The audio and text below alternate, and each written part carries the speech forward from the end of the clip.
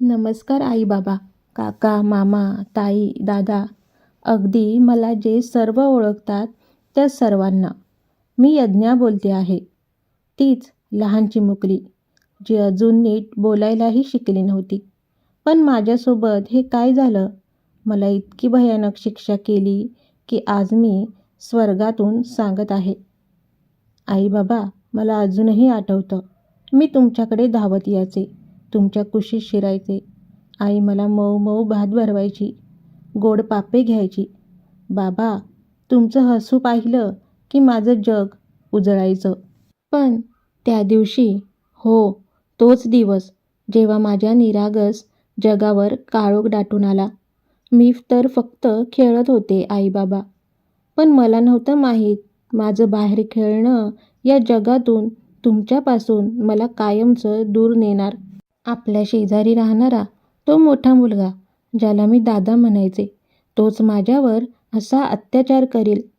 त्याने माझ्याशी खेळण्याच्या नावाखाली मला उचललं, मला चॉकलेट दिलं आणि घरात नेलं. मी घाबरले. आई, मी खूप घाबरले होते.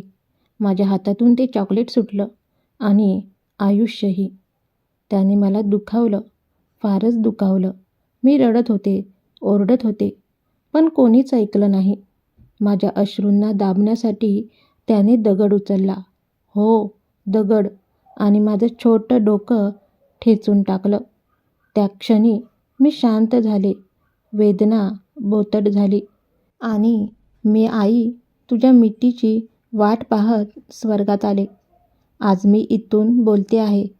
आई बाबा, मला न्याय हवा आहे.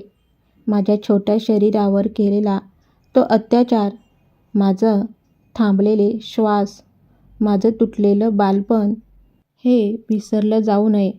मला शिक्षा नाही हवी, मला न्याय हवा आहे.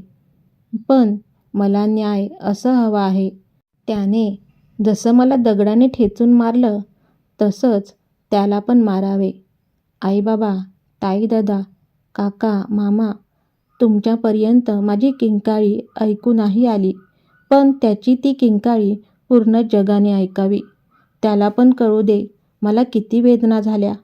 त्याने माझ्यावर जे केलं ते कोणत्याही दुसऱ्या मुलीवर, चिमुकलीवर होऊ नये. मला आवाज नाही, माझी वेदना तुमच्यापर्यंत पोहोचावी म्हणून तुम्ही बोलताय, यासाठी मी तुमची ऋणी आहे.